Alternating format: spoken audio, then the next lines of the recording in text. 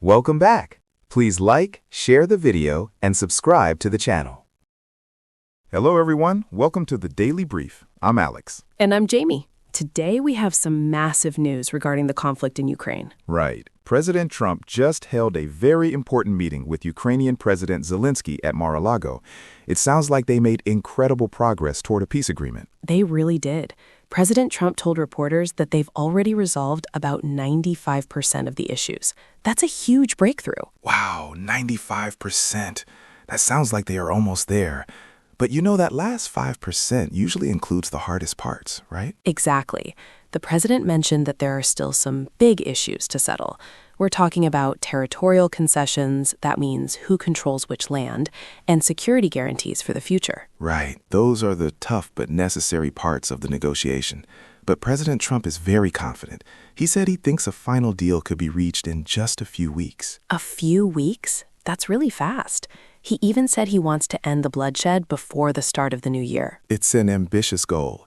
He described this war as the most devastating conflict since World War II. He's really pushing to stop the fighting as soon as possible. And he's not just talking to Ukraine.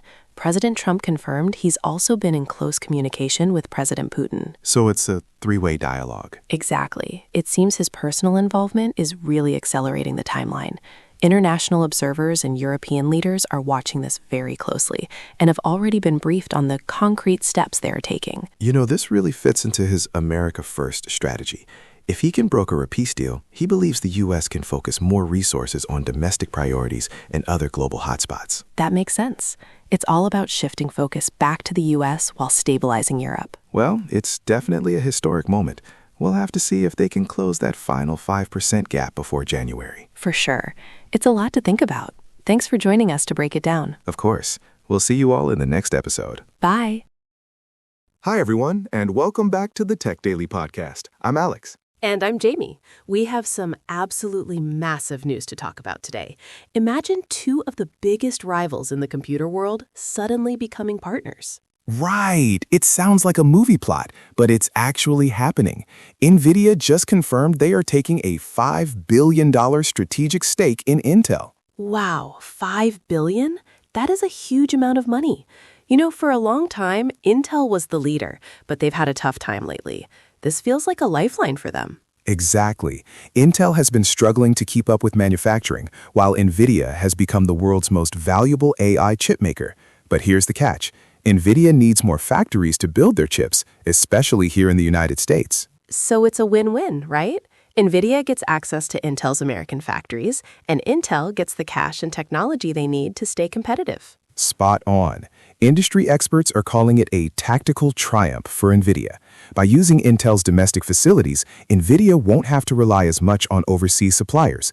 That's very important for keeping the supply chain steady. I see. And what does the government think about this?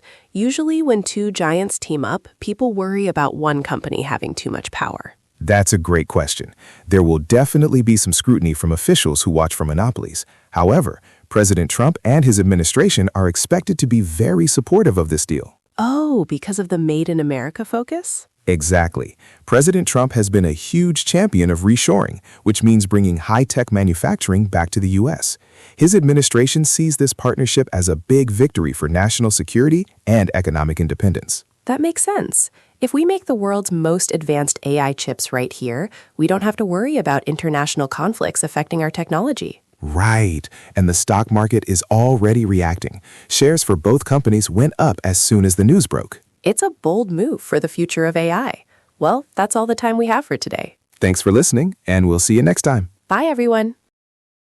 Hi, everyone, and welcome back to Tech Talk Daily. I'm Alex. And I'm Jamie. Today, we're talking about a major move from the White House that could change the future of technology in America. That's right. President Trump has just signed a new executive order. It's designed to stop individual states from creating their own strict rules for artificial intelligence, or AI. Wow, so the president wants one single set of rules for the whole country? Exactly. President Trump says he wants a pro-innovation environment. He argues that if every state has different laws, it creates a confusing and restrictive web of rules. He believes this makes it harder for American companies to compete globally, especially against countries like China. I see. So if a company in California has different rules than a company in New York, it slows everyone down. Right. The president wants federal agencies to find any state laws that impose burdensome requirements on AI developers and try to stop them. But how can the president stop a state from making its own laws? Well, the order is quite strong. It says the government might withhold federal funding from states that don't follow the federal standards. Also, it gives the Department of Justice the power to challenge those state laws in court. That sounds like a serious legal battle is coming. You know, states like New York and Connecticut have already passed laws to protect people. They're worried about things like deepfakes or AI chatbots that might be unsafe for children. You're spot on, Jamie. And that is where the big debate begins. Supporters of President Trump's actions say we need to be the world leader in AI, and we can't do that if we're tied down by too many local regulations. I understand that side, but critics are very worried. Civil rights advocates say this move undermines state sovereignty, which basically means the right of states to protect their own citizens from things like privacy violations or biased algorithms. Exactly. It's a classic argument. Growth and innovation versus safety and local control. It sounds like 2026 is going to be a very busy year for tech lawyers. Definitely. We'll be watching closely to see how the states react to President Trump's order. Thanks for joining us today. See you next time. Welcome to the show. I'm Alex. And I'm Jamie. Today, we have some massive news from the financial world. It's the end of an era for one of the most famous investors in history. That's right. We are talking about the Oracle of Omaha, Warren Buffett. After more than 50 years at the helm, he has officially stepped down as the CEO of Berkshire Hathaway. Wow, 50 years. That is an incredible run. You know, most people retire in their 60s, but Buffett stayed active well into his 90s. Exactly. But now the transition is finally official. He's moving away from the day-to-day operations and those big final investment decisions. Instead, a new team led by Greg Abel will take over. Right. I heard they are using a co-management structure. It's not just one person. It's a group of long-term leaders who have been with the company for a while. It makes sense. Berkshire Hathaway is a conglomerate, which, for our listeners, is just a fancy word for a giant company made of many different businesses. They own everything from Geico Insurance to BNSF Railway, and they have huge stakes in Apple and Coca-Cola. It's amazing to think about. Buffett actually started with a failing textile mill and turned it into this global powerhouse. He really defined value investing for generations. He did, and everyone is watching the cash pile right now. Berkshire is sitting on a record-breaking amount of money. Investors are very curious to see how the new leadership will spend it in today's volatile market. Speaking of the market, even President Trump weighed in on the news. President Trump praised Buffett's career, calling it an incredible run and noting how much he contributed to the American economic spirit. It's a big moment for the country. However, some analysts worry about the Buffett premium. That's the idea that the company's stock is worth more just because Buffett is in charge. I can see that. The annual shareholder meetings, which people call the Woodstock for capitalists, will definitely feel different without his voice. Definitely. But the new team says they will keep the same culture of long-term thinking. Well, it's a landmark transition. We'll be watching closely. Thanks for listening, everyone. See you next time. Welcome back to the show, everyone. I'm Alex. And I'm Jamie. We have some very big news to cover today regarding military actions ordered by President Trump over the holiday break. That's right, Jamie. It was a busy Christmas for the military. President Trump authorized what are called precision strikes. That means very accurate attacks against targets in both Africa and South America. Wow, in 2 different continents at once? Where exactly did this happen? Well, first, on Christmas Day, U.S. aircraft hit 2 camps in Nigeria, specifically in Sokoto State. These were targets linked to ISIS. I remember seeing that. President Trump actually called the operation a Christmas present to the world, didn't he? Exactly. He said the strikes were necessary to protect people from religious genocide in that region. And interestingly, the Nigerian government actually worked with us. They said to shared intelligence and cooperated closely with the United States. That's a big deal. But Nigeria wasn't the only place on the map. What happened in South America? Well, President Trump also revealed that the military knocked out a major facility in Venezuela. He said this was part of his plan to put pressure on the regime of Nicolas Maduro. Did they say exactly what they hit? Not specifically, but the president hinted it was used for drug trafficking and moving supplies by sea. During a radio interview, he said, "We hit them very hard." He made it clear that his administration won't tolerate drugs or hostile leaders in this part of the world. It sounds like a much more aggressive foreign policy as the president enters his second year. But Alex, I've heard there's some pushback, right? You're right, Jamie. Some critics are worried. They say the White House hasn't shown enough specific evidence about these targets.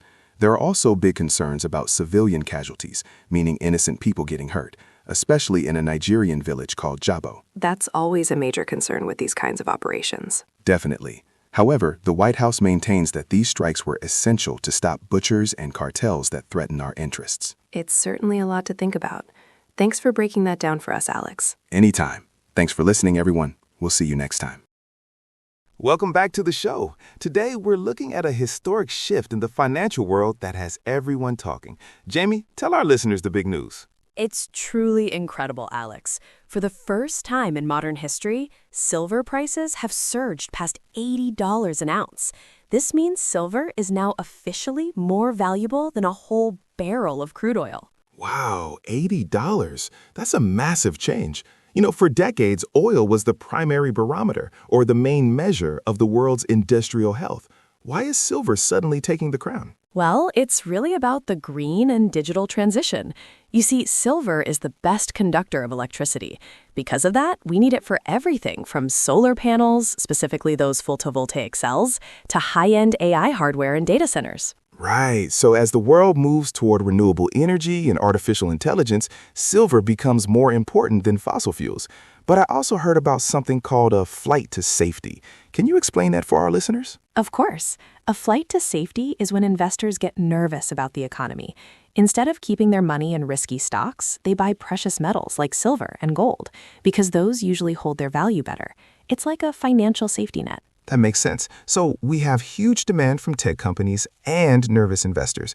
But is there enough silver to go around? Actually, no. That's the big problem. There's a major supply constraint. Many old mines are exhausted, and we haven't found enough new pure-play silver mines to keep up. Experts call this a structural deficit, which basically means we are using it much faster than we can dig it up. It sounds like a perfect storm for prices to keep rising. Even President Trump has commented on it. He recently described the performance of the metal markets as beautiful. He did. However, President Trump also wants to keep the U.S. dollar weaker to help boost American exports. Exactly. And usually, when the dollar is weaker, the price of silver and gold goes up even higher. Right. While that's great for mining companies, it might lead to inflation in the electronics sector.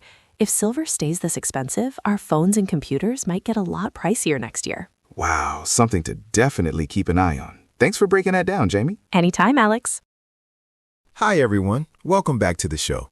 Today, we're talking about a number so big it's almost hard to imagine. $550 billion. Wow, that is a lot of zeros, Alex. We are talking about the massive new investment partnership between Japan and the United States. Exactly. This initiative is a major milestone for the trade deal brokered by President Trump's administration last summer.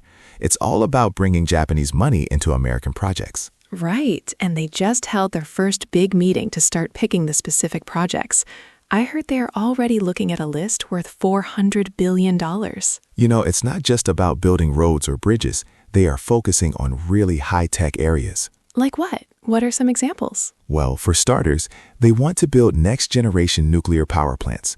They are also planning special electrical grids designed specifically for artificial intelligence. AI? That's incredible. So Japan is basically helping to power the future of American technology? Precisely. They're also working together to strengthen supply chains for critical minerals, which we need for everything from smartphones to electric cars. That makes sense. But I'm wondering, why is Japan choosing to invest such a huge amount of money directly into the U.S. economy? Great question. It's a very strategic move. By investing directly, Japan is honoring its commitments. This helps ensure that President Trump doesn't reinstate or raise tariffs on Japanese goods like cars. Ah, I see. So instead of just buying and selling products, they are becoming deep economic partners. Right. The two governments released a fact sheet calling it a locked-in alliance. It's meant to protect both countries from global economic problems. It really sounds like President Trump's art of the deal strategy in action. He's bringing billions of dollars back to the United States to modernize our infrastructure and create high-tech jobs. Exactly. It's a big shift from the old way of doing global trade. It's about deep-seated cooperation. It's definitely a fascinating story. Thanks for breaking it down for us, Alex. My pleasure. Thanks for listening, everyone. We'll see you in the next episode. Welcome back to the Daily Tech Update. I'm Alex. And I'm Jamie. Today we are talking about a truly massive number, $84 billion. Wow, that is a lot of zeros. That's the total amount invested in the U.S. AI sector so far in 2025. Experts are calling this the year of the AI mega round. A mega round? That sounds very exciting, but what does it actually mean for our listeners? Well, a funding round is when a company raises money from investors. A mega round means the investment is absolutely huge. Right now, investors aren't spreading their money around to everyone. Instead, they are giving billions to just a few top companies. Right, exactly. Like the company Safe Superintelligence, or SSI. They just closed a $2 billion funding round. It's incredible. Because of that, SSI is now valued at $32 billion. That is a six-fold increase in less than a year. It's moving so fast. It really is. Now, for our friends listening, SSI was co-founded by Ilya Sutskever. He was the chief scientist at OpenAI, so he's a very famous figure in tech. He left to focus on one specific thing: safety. That's a key point, Jamie. Many people are nervous about superintelligence, AI that could eventually become smarter than humans. SSI wants to build systems that are aligned with us, meaning they are designed to be safe and helpful from the start. And big names like Alphabet and NVIDIA are betting heavily on that vision. The political environment is helping too. President Trump has made it very clear that his administration wants to maintain American AI supremacy. Exactly. President Trump's focus on keeping the U.S. at the top of the tech world has provided a very supportive backdrop for these massive investments. But, Alex, isn't it incredibly expensive to build these models? Oh, definitely. It's not just about writing code. These companies need massive compute power, which basically means thousands of specialized chips and huge data centers. That is where a lot of that $84 billion is going. So, is this a bubble? Like, will the prices crash soon? Some analysts are worried about that for sure. They wonder if the market is becoming too concentrated in just a few giant companies. It's a big risk. But for now, the AI thirst remains unquenched. It sure does. Well, that's all for today's update. Thanks for listening, everyone. Hello, everyone, and welcome to the show. I'm Alex. And I'm Jamie. Today, we have some incredible news from India that sounds almost impossible. You're right, Jamie. It's a huge story. Imagine a disease that has affected millions of people for centuries, suddenly almost disappearing. India just reported a 97% drop in malaria cases. Wow, 97%? That is a monumental achievement for 2025. Home Minister Amit Shah says they are very close to eliminating the disease completely. It's one of the biggest medical success stories of the year. It's honestly a historic moment. But I have to ask, how did they do it? India is such a large country with so many remote areas. It couldn't have been easy. You're right, it wasn't. They used what we call a multi-pronged strategy. That basically means they attacked the problem from many different angles at the same time. For example, they gave out millions of insecticide-treated nets for people to sleep under. Right. Those nets are simple but very effective at stopping mosquito bites at night. Exactly. But they also went high-tech. They used advanced drones to spray areas and control mosquito populations from the air. Plus, they built micro-hospitals in rural villages so people can get rapid treatment without traveling for days. That's really impressive. I also read about their 24/7 control rooms. It's like a command center for health, right? You got it. They monitor outbreaks every single hour of the day. This success is actually making waves globally. Even here in the U.S., President Trump has acknowledged how India is showing great leadership in the global south. It really sets a high standard for other nations. It makes total sense. When a country saves so many lives, the economy gets a massive boost too. Think of all the workers who are staying healthy and productive now. Exactly. They are saving billions of dollars. Now that they've mostly beaten malaria, the government is shifting its focus to lifestyle diseases and even expanding its defense and aviation sectors. It's a great example of a nation feeling confident on the world stage. It really is. It just shows that with technology and the right plan, we can tackle any health crisis. Well said, Jamie. That's all for today's update. Thanks for listening. See you next time. Welcome back to the show, everyone. I'm Alex. And I'm Jamie. Today, we have some pretty shocking news about a major diplomatic rift. It's basically a high-stakes drama between Washington and Europe. Right, and it all centers on technology. You see, the U.S. government is now threatening a visa ban on certain European Union officials. A visa ban? Wow. That means those specific officials wouldn't be allowed to enter the United States at all? Why is this happening? Well, it's about the laws the EU is making for tech companies. President Trump has criticized these regulations very strongly. He calls them a form of digital protectionism. Protectionism. That's an important word for our listeners. It basically means a country is trying to protect its own interests by making things difficult for outside companies, right? Exactly. President Trump argues that the EU's Digital Services Act, or the DSA, is specifically designed to target and handicap American giants like Google, Meta, and X. He believes these companies are being unfairly penalized by European regulators. I see. But from the European side, they say they're just trying to keep the internet safe. They've proposed new safety measures and even fines against American platforms because of how they handled content during the recent election cycle. Right, but the White House sees it differently. They believe these EU laws are censorship-prone. President Trump's position is that these regulations infringe on the free speech principles of American companies. To him, this is a trade barrier that must be met with pressure. So the U.S. is using travel restrictions as a way to push back. That feels like a very big move. It is. European leaders have already condemned the idea. They're calling it an unprecedented attack on diplomatic norms. You know, the usual rules of how friendly countries treat each other. It sounds like we are heading toward a tech Cold War. If this continues, it could really hurt the global flow of innovation and lead to more tariffs. You're right, Jamie. If the two largest Western economies can't agree on how the internet should be governed, especially now in the AI era, global users will be the ones who suffer. It's a complicated situation for sure. Thanks for breaking it down with me, Alex. Anytime. Thanks for listening, everyone. We'll catch you in the next episode.